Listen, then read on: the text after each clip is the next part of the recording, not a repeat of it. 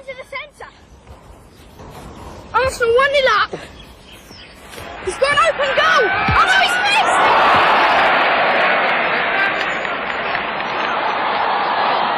When I was a player at Aston, I could never envisage managing the club. But to actually manage them now, win a trophy my first year, win the championship my third year, it's like a fairy tale. Well, it's nice to look back over almost 40 years of football, both as a player, coach and a manager, looking at the good times and also some bad times, and hopefully, I'm sure, looking ahead to more good times in the future. I was born in a small village called Bargedy, just about 7 miles outside Glasgow. Came from a very, very working class background. My father died when I was a couple of weeks old, so there were 6 of us left, 3 brothers and 2 sisters, me being the youngest, and obviously being very, very spoiled. All my brothers were all footballing people. So I really learned all my basic techniques at a very early age in the streets. I can remember, even at the age of 5 years of age, there wasn't too many cars around.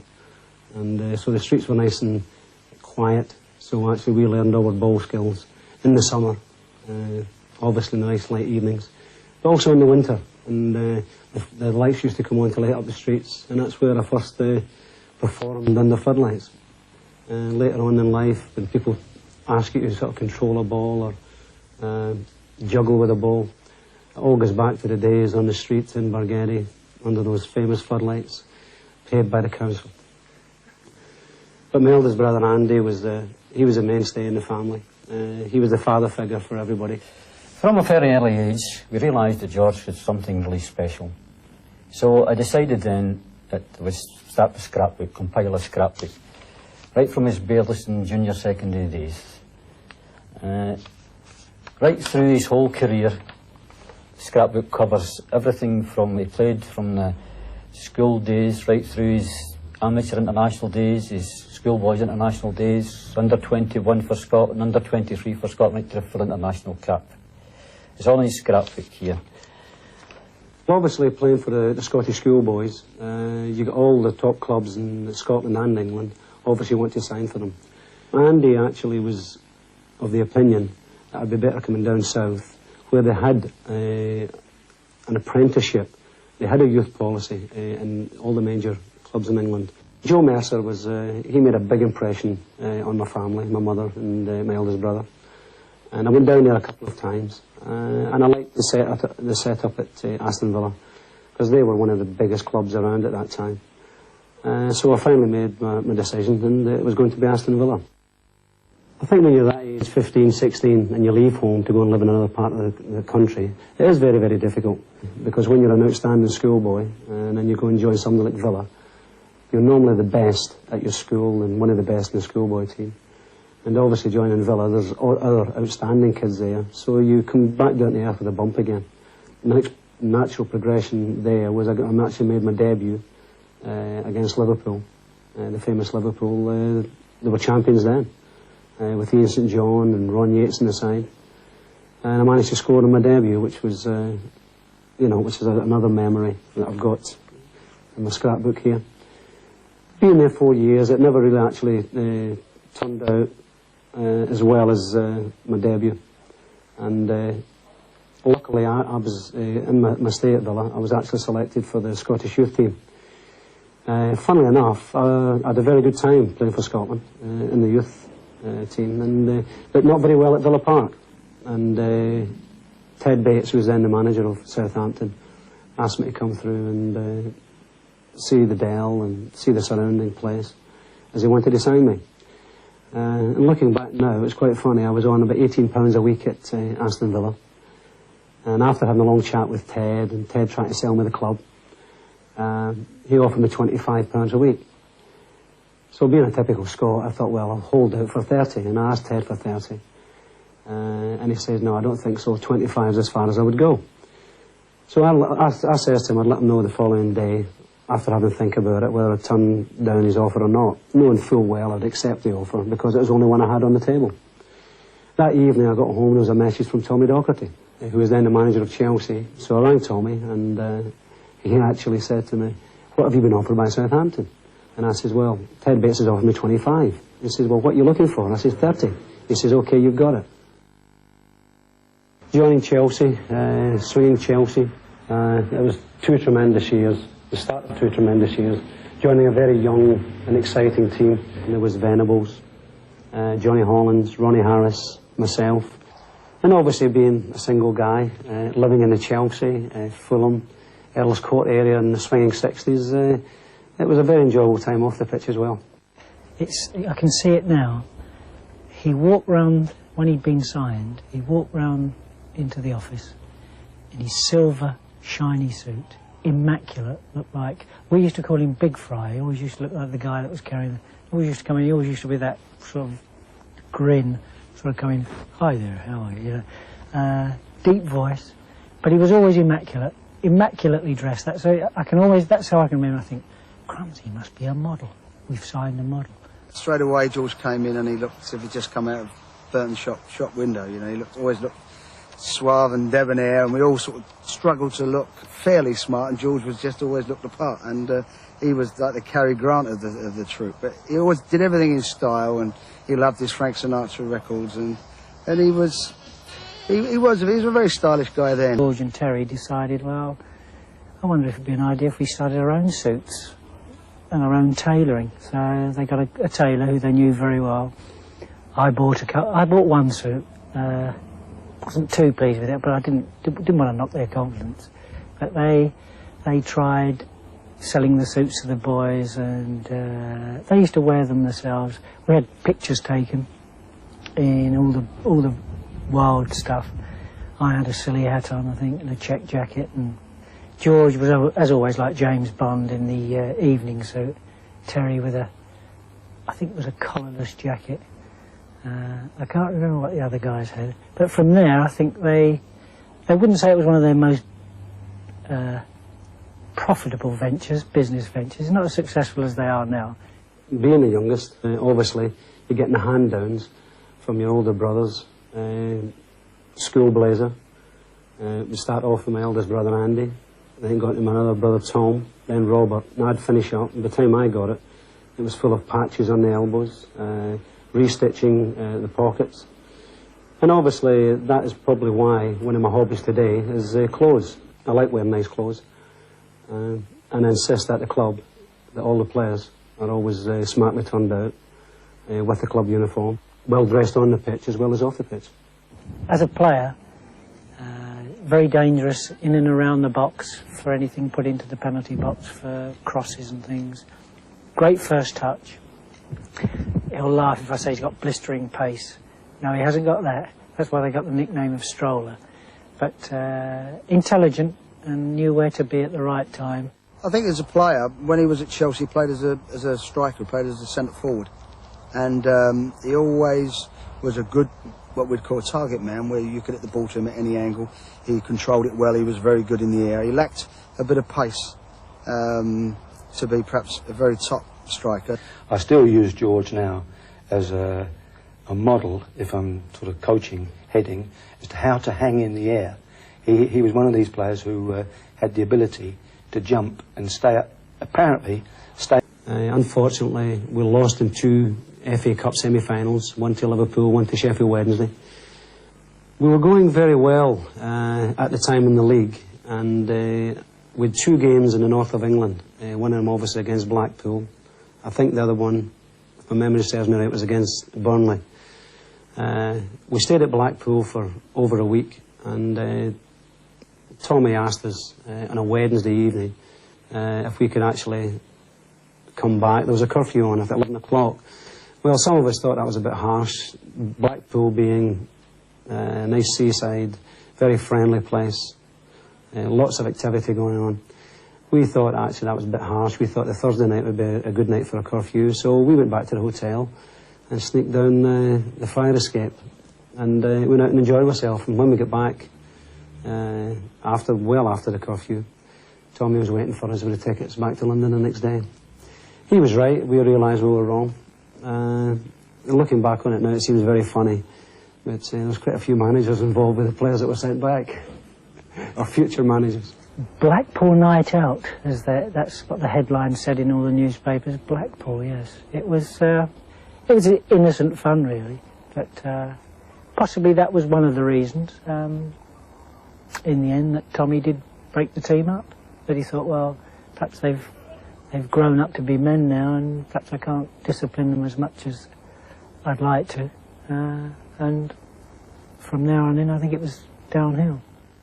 I asked for a transfer mainly because I thought the team was being broken up and all the best players were leaving.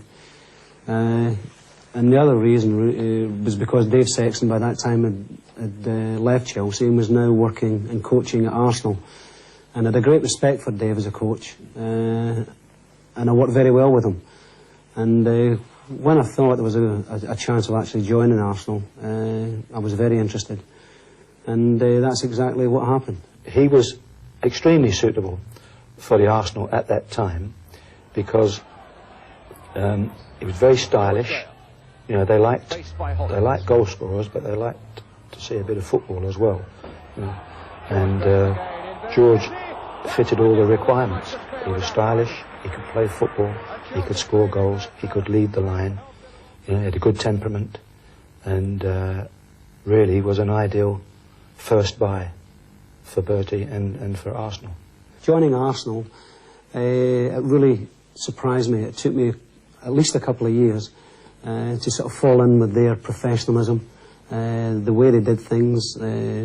Bertie was a tremendous stickler for organisation, discipline, and looking back now, he was 100% right.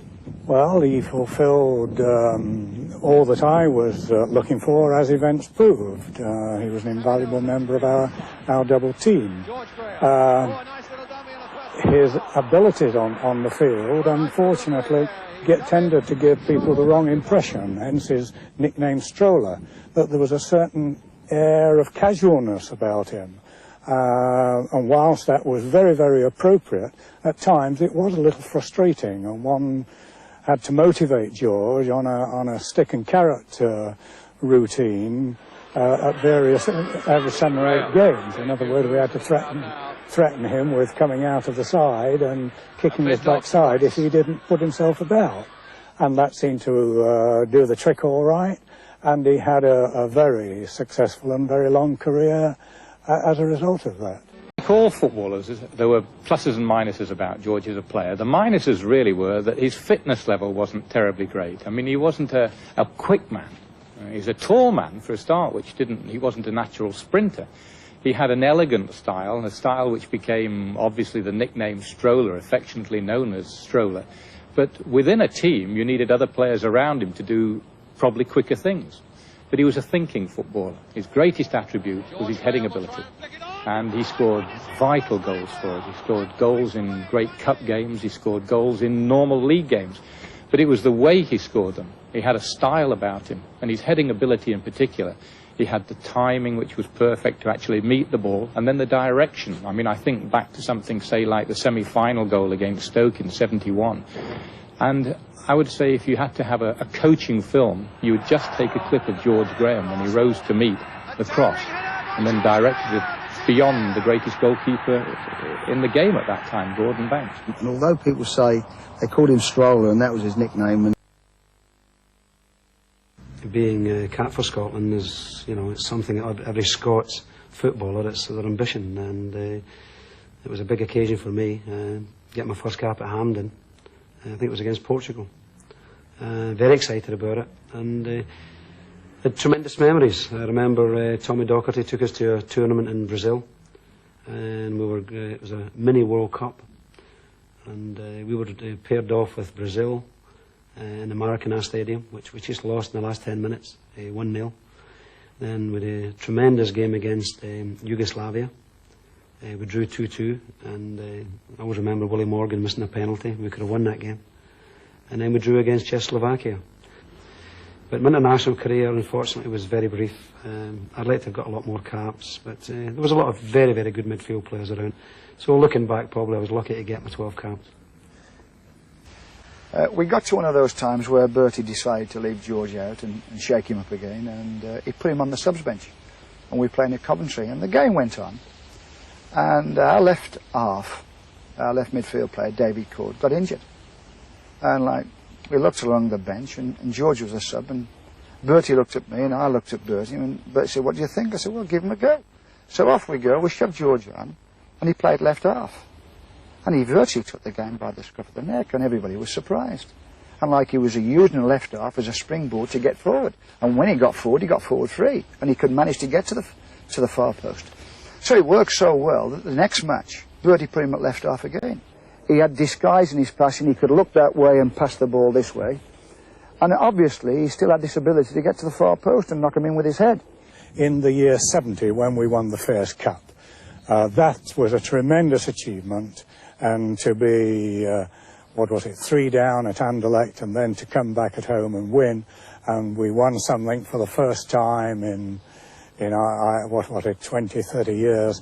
So then we went on to the 70-71 season with all that behind us, all that work that had been done. And in my heart of hearts, knowing that we had the nucleus of a side that could go from strength to strength. And indeed, the 70-71 season saw the culmination of all those dreams in winning the double. Couldn't run, because everybody said, "Oh, well, George Graham, good player, but he can't run." He could. He wasn't a fast runner, but he could keep getting up and down. And like I say, this left half thing had really got him going. We actually had to play, we're all rival Spurs at White Hart Lane. But we knew we only needed a draw to actually clinch a championship. We went over there, and I thought we played a very, very sensible game. And instead of drawing, we actually scored in the last, I think it was 5 minutes. Great goal by Ray Kennedy. And tremendous scenes. And that was the all lead up to the cup final on the following Saturday. And I always remember Don Howe, after the Tottenham match, saying, "Look, we've done the hard work." Because a championship is what all the professionals want to win. That is the thing to win, because you're the most consistent over a season. Cups, you can win 6 or 7 games and win a cup, but that doesn't make you the best team. Winning the championship makes you the best side. And then our outstanding goalkeeper of the season made a big boob. Liverpool are winning 1-0. So, I mean, Bertie was super with me. He used to give me a lot of kind of license for freedom to work with the players and do tactical changes. And he used to let me go with it. And I'm sitting there and I'm thinking, well, we've got to do something here. I mean, we can't just let this thing fall away. And I knew the players kind of giving it all they got. So we decided to swap. I decided that we'd swap them round. We swapped George Graham from left half up to centre forward. Pull Charlie George, who was really, it was a very hot day and he'd gone. I mean, Charlie had just finished. Pull him back into left half, virtually just to stand in midfield. Anyway, we switched George up front, George Graham up front. And we're playing away. Then all of a sudden there's a scrimmage in the goal mouth. And there's a lot of Liverpool players, and there's George Graham and Eddie Kelly. And I think Frank McClintock was around. And all of a sudden, the ball's in between the legs. And of course, George turns around with his arm up in the air, like, "I've got the goal." Then Eddie Kelly turns around with his arm up in the air, "I've got the goal." Well, to us on the bench, we couldn't give a damn who got the goal. The most important thing was he got the goal. I still say now that actually the ball brushed my leg, and that's why I run away, except in the plaudits. But Jimmy Hill has got a lot to answer for. He actually saw it from a different angle. But I can say now that I've seen it from a different angle, that Jimmy's seen it, and actually the ball did brush my leg. So it's now 1 each, and I'm thinking to myself, well, it ain't our day. We can beat Liverpool, but it ain't going to be our day. Let's settle for a draw. Take them to a replay, which would either been at Wembley or Sheffield Wednesday or somewhere like the following Wednesday. Because with the chances we made today, if we do it again on Wednesday, we'll score 4 or 5. So we switched them back. Having got the equaliser and made it 1 each, we switched them back. And there must be about 8 minutes to go till the end of the game. And then all of a sudden, right out of the blue, the ball goes to Charlie George. And he hasn't played for the last extra time. He wouldn't even know what extra time was, Charlie. He's absolutely... And we'd used our sub, so we couldn't take Charlie off. We couldn't sub Charlie George. Eddie Kelly had gone on for Peter Storey, so our sub had gone. And all of a sudden he picks up a ball, Charlie George, and he hits this ball from about 20 yards, and it absolutely flies in. And if you see it on the telly, Charlie falls down. He scores this goal, he puts his hands in the air, And he finishes up on the floor on his back as though he celebrates. I tell you what, he was absolutely well and truly done in. You know, he'd done enough. And at the end of the game, that wins us the game. And that obviously clinches the double. It was one of the highlights of my career, the Liverpool match. I did enjoy the big occasion. You know, Wembley, yeah, I think that was probably the right occasion, being televised all over the world. And I like being on the ball. And I know at Wembley, there's a lot of space at Wembley. And I think my teammates were good. They just kept giving me the ball. And it was a tremendous team effort, although I actually had a great satisfaction in winning the Man of the Match award, which holds pride of place in my trophy room. And Bertie Mee more or less told me that a move away from the club would be in my best interest, and also the club's. The way it was handled was just typified, you know, what I believe Arsenal is. Bertie had agreed with 3 clubs, West Ham, Everton and Manchester United, 150,000 fee. So I actually saw all the managers and finally made my decision in joining Tommy Docherty again at Old Trafford. Leaving one great club, Arsenal, to join another, Manchester United, it was a dream move for somebody who'd no longer had a career at Arsenal. But unfortunately, my 2 years at Manchester were, I would term them as a big failure, because I couldn't reproduce my Arsenal form. He left Manchester United and he went to Portsmouth. And although it was perhaps getting towards the twilight of his career, things didn't go too well for him there. And I signed him at Crystal Palace to help the younger players. We was coming to a period of time where we could have got promotion from the 3rd division. It was going to be tight, but we had a good chance. Anyway, George joined us and he'd done particularly well. He'd done very well for us and he was a good influence. Graham's header. And then he got injured. He got a few injuries. We went out one day and I just said, you know, but you're coming up to 32 now, 31. And he said, yeah. I said, what are you going to do? So he said, no, I've not really thought about it. I said, I'm amazed. I can't believe that you're saying that, because he's an intelligent bloke. And it's like a lot of footballers. They think that sort of age never comes. It's always in the future, and something will happen. And he wasn't as prepared as I thought that he might have been. And being as I hadn't really been in touch with him so much in those last few years, I wasn't sure what he was doing. But he said he was interested in coaching, so I said, well, why don't you come and take the youth team? And of course he did do that, and he'd done very well. He took to it straight away, and he was very keen, conscientious. He worked hard, and you could see straight away that he was going to have a good future in the game. The approach from Millwall, it first came about when I met the chairman, Alan Thorne's son, when I was coaching the youth team at Queen's Park Rangers. I met him a couple of times. He was quite impressed the way the youth setup was run at Rangers. I managed to have good long conversations with him, explaining how the youth setup should be run. And about a year later, when Millwall were actually having a bad time, they were struggling at the bottom of the 3rd division, they sacked the manager and were looking for another one. Funnily enough, I didn't apply for the job.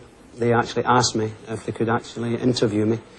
And I always remember meeting Alan Thorne and at the Hilton Hotel in London, and Alan asked me my philosophy on the game and how would I run the club and what would I put right at Millwall. And after telling him exactly what I would do, we then started talking about a contract. And I always remember him offering me £20,000. And quick as a flash, I said, I accept it. And he was actually taken aback, and he says to me, why did you accept it so quickly? I said, because if I'm successful, I'm going to be very, very expensive. I'd worked at Millwall before with Gordon Jago, and one day George came in and said, I'm going to have a go at the Millwall job. And I can't repeat on camera exactly what I replied to that, but it was something like, you must be mad. But anyway, so I don't know what you're complaining about, because you're going to come with me. And that's exactly what happened. We ended up signing 9 new players, and in fact won at Chesterfield of all places by a Dave Cusack penalty by 1-0 to stay in Division 3. It was quite remarkable. From that very small, humble beginnings, of course, as you know, we got out of the 3rd division into the 2nd division, and then finished, I believe it was 4th, which is the highest position that Millwall had finished in the last 25 years in the 2nd division. I got quite a surprise one day when Alan Thorne wanted a meeting with me. and he explained to me that he'd received a letter from the Arsenal chairman, Mr. Hillwood, asking if he could actually approach me with a view of an interview for a job managing the Arsenal team, which actually astounded me because at that time the Arsenal job was being touted around with much more successful managers, Alec Ferguson, Terry Venables, David Pleat, Graham Taylor, and I was somewhere down at the bottom of the list with no hopes of getting the job. I never even applied for it. So I went and actually went for the interview with Mr. Hillwood and told him exactly what my philosophy and again on management was. Again, not different from my conversation with Alan Thorne, but the only thing was I didn't have the same joke about the contract. George has a great feeling for Arsenal Football Club. He, of course, played for the club in the first place, so he was brought up with the traditions and what it means to be an Arsenal man, and there is an Arsenal way of doing things, so he was very conscious of that. And both during his time as a player, and more especially since he became manager, he's looked into the history of the club very deeply. He's collected memorabilia. So he suddenly had to find himself, George Graham, the lad from Baghetti, suddenly alongside the likes of Herbert Chapman and George Allison and Bertie Mee and Tom Whittaker. And I think that sense of history and the fact that he could play a part in the history of this club. I don't have personality clashes with any players. I just pick people on ability. I pick people on performance. And unfortunately, Charlie was not performing. And actually had a big reputation. And I like stars. It's about in the media that I don't like star footballers, but I do. I like performing stars. I don't like the so-called stars who are social stars and not doing it on the pitch. Winning the trophy in the first season was an absolute surprise, even to me, because I knew there was still a lot to do. There was a lot of work to be done in the team. But as far as I was concerned, it was a fast bonus because I knew the youngsters were going to get better. And looking back now, that was the forerunner for the success we've achieved over the past couple of years. And again, the basis for what we're going to achieve over the next few years. Once we all report for work, report for training, everybody's treated the same.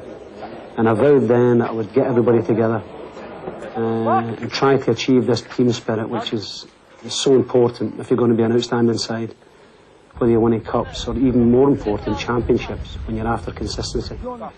And I would think that's one of my best achievements over the past 3 years. I've got a bit of a reputation as a hard man, a very demanding person, which I'll admit to the demanding. I believe in professional standards. I'm very demanding on professional standards. I don't get too close to the players being a manager, although I love my coaching. I coach with the players every day. But I don't get too close to them. I keep my distance from them. Because I think it's difficult when you're wielding the axe and you may be dropping players or telling them they've no longer got a future at the club. It's very difficult to socialise with players, knowing there will come a time when I've got to be extremely unpleasant or nasty. So certain managers do it certain ways. I do it this way, and I've found it up to now it's quite successful. The manager's got to keep a distance from the players. I mean, he can laugh and joke, but he's always got to keep a distance, because at the end of the day, you know, he might have to let you go or drop you, whatever, and he can't become too friendly. And I think that's good. A manager should keep his distance, really. It's the coach's job, really, to be that go-between and have a joke and a laugh with the players and be the friend, be the rear if they need one. Whereas the manager keeps that little bit of distance. You've got all managers have got different ideas on the game. At the end of the day, they've got to win, and it's about getting results. At Arsenal, they say that managers who come to Arsenal are boring, but that's just something that's been going on throughout the years. They had it when Don Howe was here, saying that we were a boring team, and even when George Graham came, they said it was boring. But we scored the most goals last year, so we can't be that boring. I'll tell you what, Bert, when we were together, and in the late 60s, 68, 69, what odds then would you have said that George Graham was going to be one time the manager of the Arsenal club and they win the league? No chance. That's right. Never liked hard work. I mean, people tell me now he's working 24 hours a day. I never believe it. I always remember we'd start training of a morning. And he used to say to me, Don, can we have a fun day today? Which he meant, can we be easy today? And I used to look at him and say, George, you know, we got to do it. We got to win on Saturday. And he used to look at me and just get on with it. Right.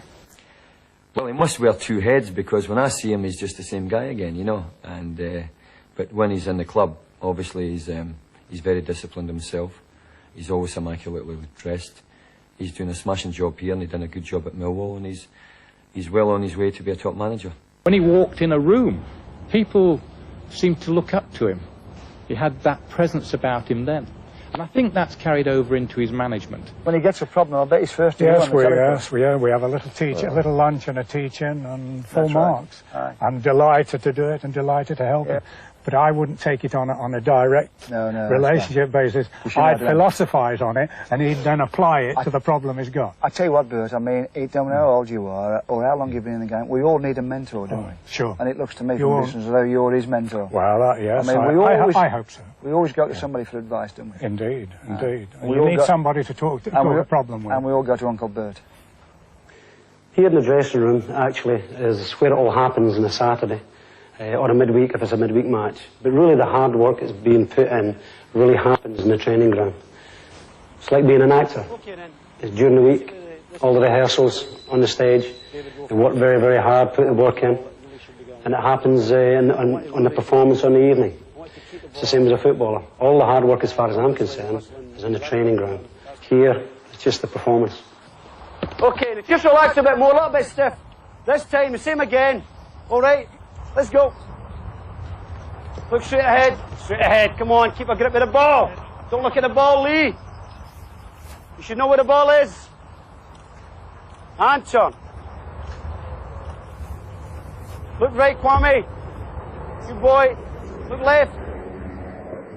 Just keep touching it, Lee. Well done. Get the old legs. Flex the legs a bit more, Perry. Flex the legs. Well done, David. Well done. And let's go. Outside and inside. Plenty of touches, come on. No, Kwame. Take the ball with you. One more, Martin, one more. Go on, Martin, one more. Well done, and pass it in, Martin. Come on, Davo. Okay, you're just knocking it back. All right, and it's not one of them. It's not one of them there. You're just letting your head go back 6 inches there. Okay, all the time. Couple more. Okay, wait for it, Davo. A little harder, Davo. That's it, lovely. Well done. Okay, and right back into their chest. Right back into their chest. Okay, let's go. Go on. It makes you a bit more lively. You know, you're very anticipated.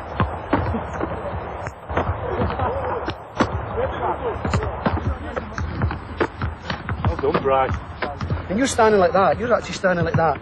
You know, somebody can actually come round there and actually win the ball off you. So if you get your arms up and be more resilient.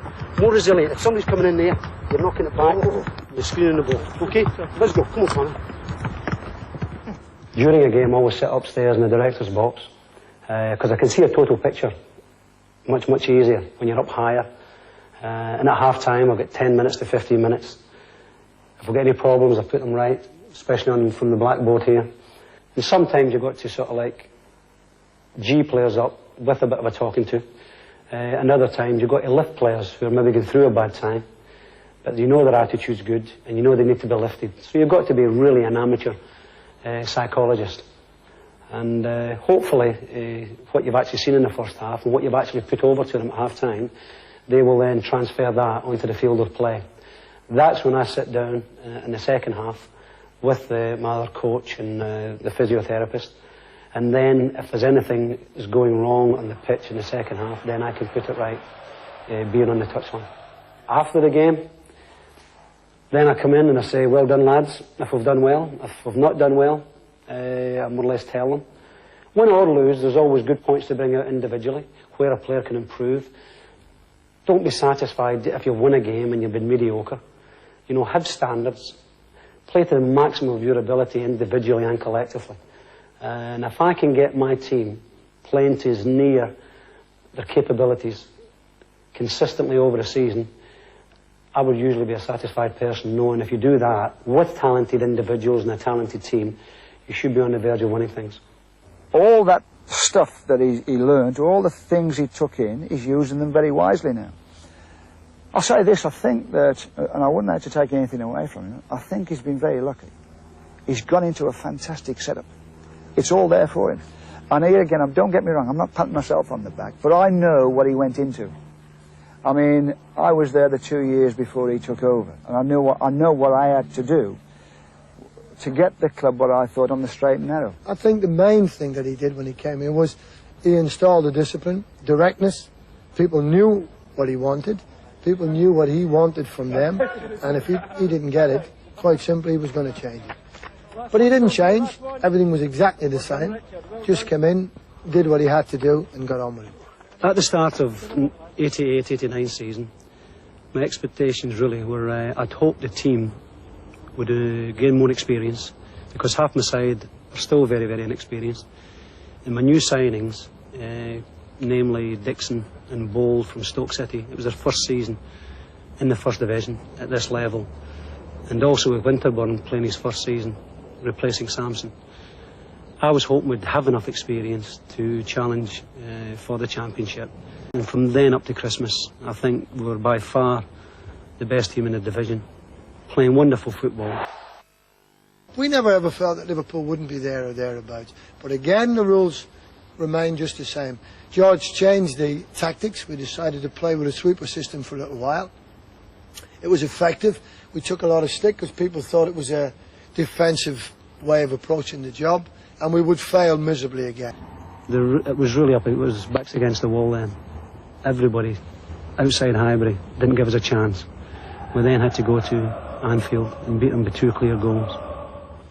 The week of the game, everyone knew we had to go and beat them by 2-0, and everyone was putting everyone under pressure. People were ringing me up saying, do you feel the pressure in that? And to tell you the truth, I've never felt so relaxed for a game.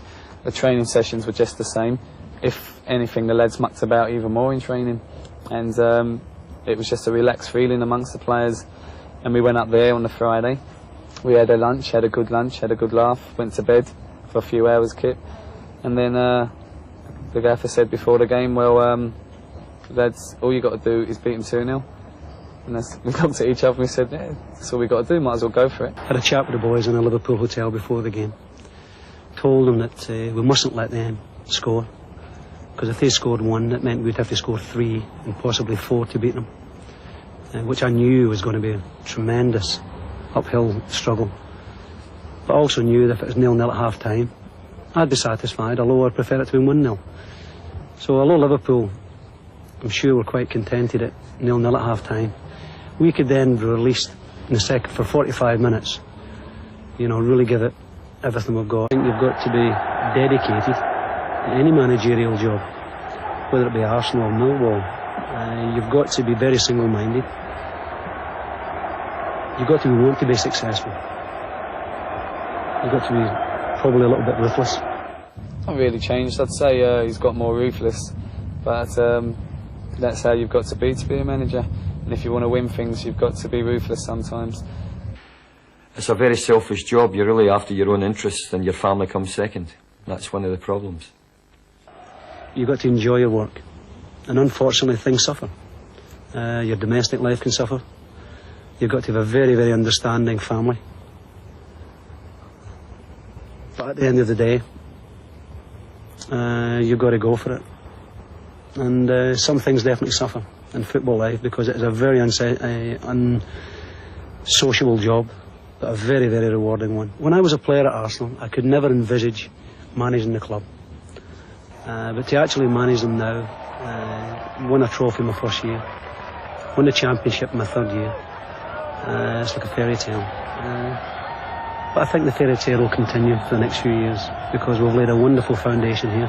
The qualities are there that we had in 1971. Great team spirit, a lot of discipline, players working for each other, unselfishness between the players, and not a sort of a star syndrome that some clubs have. And that's what Liverpool have got too. So they're very similar to what we were in 71, and they're very similar to what Liverpool are doing now. I'd just sort of like to welcome all the new trainees.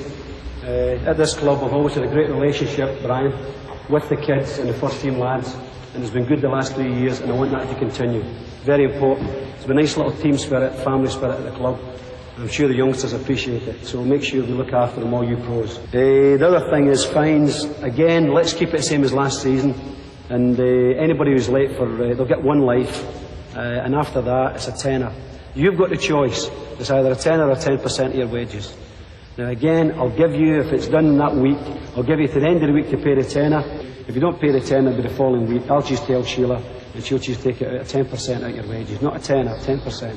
Summary of the last season, Nigel. Great season, won the championship, tremendous. Unfortunately, we got knocked out in the cups early on, but I'm sure we can put that right this year. The target this year is to do as well. Okay? It's going to be difficult. We're there to be shot at by everybody. But I'll tell you something, if we can sort of like just improve on certain aspects of our game from last season, there's no reason why we can't sort of like be challenging for not only the championships, but for the cups this season. We're now up there. We're there to be shot at. We're there to be beaten. That's the most difficult one. We've now got to sustain it. I don't want to be known as an overnight success. I want to sort of do it over a period of time. I want more trophies. I'm greedy. I'm demanding. And I'm sure everybody at Arsenal knows that. And I'm sure, although they may not like me, they respect me. And they want to be associated with the success too.